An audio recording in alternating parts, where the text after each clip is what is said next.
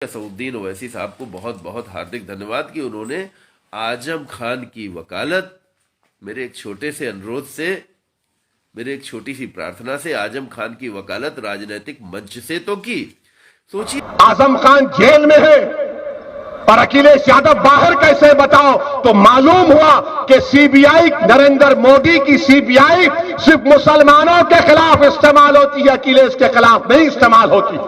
हमारे चैनल को अवश्य सब्सक्राइब करें और नए अपडेट्स सबसे पहले पाने के लिए इस बेल बटन को दबाना न भूलें। मित्रों, मैं आज सवेरे सवेरे का पहला लाइव यही कर रहा हूं कि असदुद्दीन ओवैसी साहब को बहुत बहुत हार्दिक धन्यवाद कि उन्होंने आजम खान की वकालत मेरे एक छोटे से अनुरोध से, मेरे एक छोटी सी प्रार्थना से आजम खान की वकालत राजनीतिक मंच से तो की।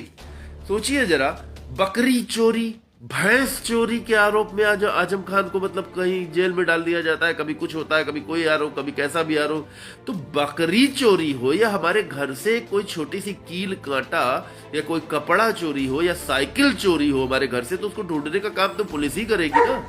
तो पुलिस अपना काम नहीं ठीक से कर रही है, इसमें कौन सी बड़ी बात है।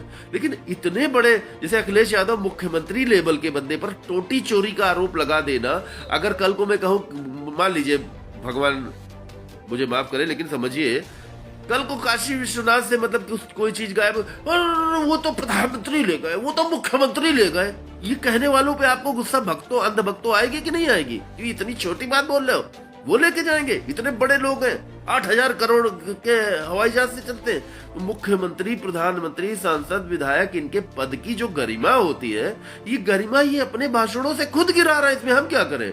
ममता बनर्जी ने कल बयान दिया न्यूज 24 पे, सुदेश में मैं देख रहा था कि अब चुनाव आ गए हैं, तो जब मतलब ममता बनर्जी ने स्पष्ट कहा, जब चुनाव थे तो हमारा प्रदेश लुट रहा था। मैंने ही पकड़ी थी वो बात, मैंने कहा था कि हमारे देश के प्रधानमंत्री माननीय मोदी जी वेस्ट बंगाल में जाते हैं, रैली चल रही, सामने हजारों लाखों की मान लीजिए भीड़ है, हेलीकॉप्टर से सब दिखा रहे हैं, हेलीकॉप्टर से उतर रहे हैं, चारों तरफ पैरा मिलिट्री फोर्स लगी है, डी घेरा लगा है, नरेंद्र मोदी को कोई टच नहीं कर सकता है। वही नरेंद्र मोदी खड़े होकर मंच, वेस्ट बंगाल की संपदा को तो लूटा गया, ये नरेंद्र मोदी जी के मुख से अपने अल्फाज निकले थे, तो मैंने पकड़े।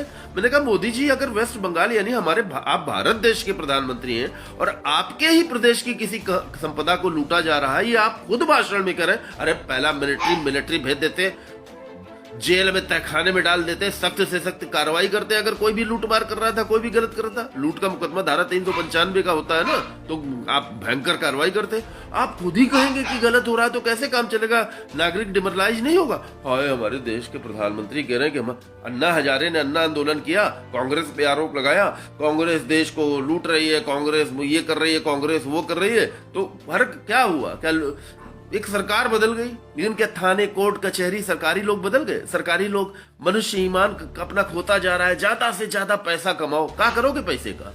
अभी कोरोना वायरस का अगर फिर वार हुआ भयंकर, तो पैसा कौड़ी सब धरा रह जाएगा घर के अंदर। कहीं 1 करोड़ 10 करोड़ की कार ले आओ, सोने का स्टेयरिंग बना लो, सोने के टायर बना लो, लेकिन निकलोगे कहाँ? बाहर तो मौत टहल रही है। मृत्यु सत्य है, राम नाम सत्य है, सत्य बोलो मुक्ति है। इस वाक्य को मैंने पकड़ा, मैंने कहा राम नाम सत्य है, राम का नाम सत्य है, राम के जीवन की जीवनी, रामचरितमानस, यानी राम ने के पिता दशरथ ने राम का नाम राम रखा, तो राम ने अपने नाम को सत्य बना दिया। मैंने काश कभी मेरे बारे में कहे, अनिल नाम सत्य है, आपका जो नाम है अमीन अंसारी, अमीन अंसारी नाम सत्य है, एल बेग नाम सत्य है, जाहिद भाई का नाम सत्य है, असदुद्दीन ओवैसी नाम सत्य है, नरेंद्र मोदी नाम सत्य है, महंत आदित्यनाथ, योगी नहीं, महंत भी नहीं, आदित्यनाथ नाम सत्य है। तब तो आदित्यनाथ या आदित्यनाथ जी के पिताजी ने, माता पिता ने, नामकरण संस्कार होता है ना, जब शिशु होता है, जब आंख भी नहीं खुल रही होती, कुछ मालूम ही नहीं दुनिया, तब नामकरण किया जाता है, माता पिता करते हैं। दुनिया के समस्त परिवारों में, हिंदू, मुस्लिम, सिख, ईसाई में बच्चों के नाम रखे जाते हैं तो माता पिता रखते हैं। कोई राजनीतिक दल नहीं रखता है, कोई मंदिर मस्जिद नहीं रखती है, माता पिता रखते हैं। माता पिता की निजी संपत्ति, निजी कर्म होते हैं उनकी संतानें। तो हमारा जो समाज राजनीतिक दलों के पीछे चल पड़ा, पुराने जमाने में ऋषि मुनि अपना प्रवचन देते थे तो समाज को जोड़ते थे। सभी लोग धर्म गुरु बनाए ही इसीलिए गए थे, हमारे देश के जितने भी धर्म गुरु हैं उन धर्म गुरुओं का, कि उन धर्म गुरुओं को समाज इज्जत देगा और वो समाज को सही दिशा देंगे। लेकिन धर्म गुरु तो आज की तारीख में अखिलेश के दरबार में, मोदी के दरबार में लटक बने बैठे हैं यार। जाओ, कुछ मिल जाएगा, पैसा मिल जाएगा, हमारे अपने चेले चापड़ों को नौकरी मिल जाएगी, ठेके टेंडर मिल जाएंगे। इस तरीके की धार्मिक राजनीति हो रही है यार। बताइए, समाज को बदलना है कि राजनीतिक दलों? हमें समाज की चिंता होनी चाहिए, आपको, हमको, सबको समाज की चिंता होनी चाहिए। क्या आप समाज की चिंता कर रहे हैं कि राजनीतिक दल की चिंता कर रहे हैं? अब असदुद्दीन ओवैसी अगर मुस्लिमों के बारे में बोल रहे हैं तो मुस्लिम राजनीति, ये बात मेरी एकदम अकाट्य सत्य साबित हो गई कि अगर उत्तर प्रदेश विधानसभा चुनाव, छोटा दांव है 5 साल का, लेकिन देश का जो 2024 में केंद्रीय चुनाव होने जा रहा है वो बड़ा दांव है, राष्ट्रीय नहीं अंतरराष्ट्रीय स्तर पर।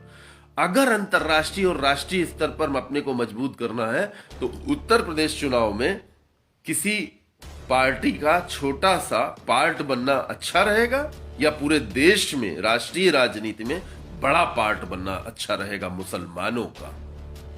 कोई ओवैसी नहीं बोल रहा हूं मैं, ये आपसे, जो क्योंकि मुस्लिम मेरे चाहने वाले बहुत ज्यादा हैं, आप मुस्लिमों से मेरा स्पष्ट खुला सवाल है, मुस्लिमों को आप राष्ट्रीय राजनीति में बड़ा पार्ट देना चाहते हैं, या उत्तर प्रदेश चुनाव की राजनीति में किसी दल के साथ गठबंधन करके तय तोड़ वाली सरकार चलने तो बस ये होता है, ये उचित रहेगा? ये फैसला असदुद्दीन ओवैसी को करना है, क्योंकि राजनीति है, ऊंट किसी भी करवट बदल सकता है लास्ट मोमेंट तक। चुनाव से 1 हफ्ता पहले तक पता चला फलानी पार्टियों ने आपस में गठबंधन कर लिया, उनके कार्यकर्ता एक हो गए, तो जनता भी उनके लिए कुछ मोटिवेट हो जाती है। तो ये भी पॉलिटिक्स के बारे में कुछ नहीं कहा जा सकता। जनवरी के बाद, मेरा मानना है 15 जनवरी के बाद, आज 15 तारीख है ना, पूरा 1 महीना है, 15 जनवरी के बाद ये स्थिति स्पष्ट होगी कि ताकतवर कौन है और जनता की लहर किस तरफ है।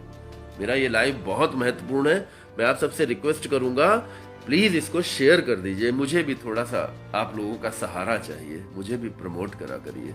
अगर आप मुझे प्रमोट नहीं करेंगे तो कौन करेगा? कोई मैं फिल्मी हीरो, मेरी कोई फीस थोड़ी है कि मैं ये जो बोल रहा हूँ मुझको कुछ मिल रहा है या कुछ मुझे मेरे पास है। प्लीज मेरा एक अनुरोध है, मुझे भी थोड़ा प्रमोट कर दीजिए, क्योंकि मैं बहुत अकेला हूँ, छोटे से बच्चे को पाल रहा हूँ, बड़ी उम्र में मेरी अपनी कहानी भी बड़ी विचित्र है।